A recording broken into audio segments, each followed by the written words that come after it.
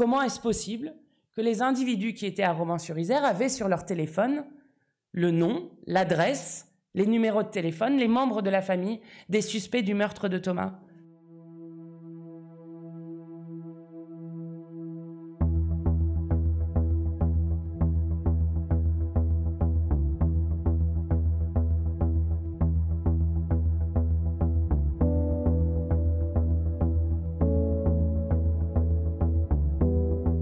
Alors nous, sur la question des dissolutions, on voudrait que ça passe par la justice, parce que ça nous semble être la voie normale dans un état de droit. Mais je crois qu'effectivement, il est important, pas juste après une émotion collective lorsqu'il se passe un événement, mais il est important que le gouvernement prenne enfin à bras-le-corps la question des groupuscules d'extrême droite.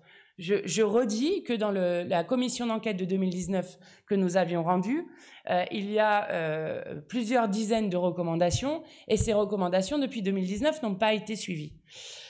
Donc, voilà, on ne demande pas qu'il y ait juste à intenter une réaction et qu'ensuite on continue de laisser des groupuscules d'extrême droite ce sont les mêmes qui ont tagué des croix gammées à Paris, faire des expéditions punitives racistes comme ils le font, pouvoir se promener comme on l'a vu dans plusieurs villes avec des battes de baseball, avec des barres de fer, sans qu'il ne se passe rien derrière.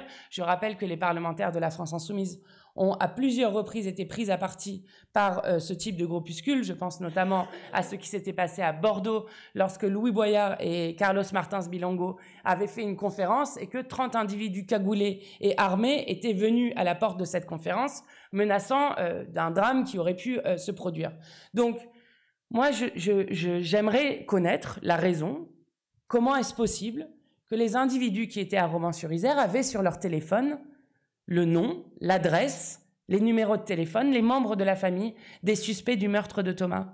Je voudrais savoir comment c'est possible qu'ils soient en détention de ces informations-là. Et je crois que nous avons besoin de répondre à ces questions pour véritablement lutter contre ces groupuscules d'extrême droite.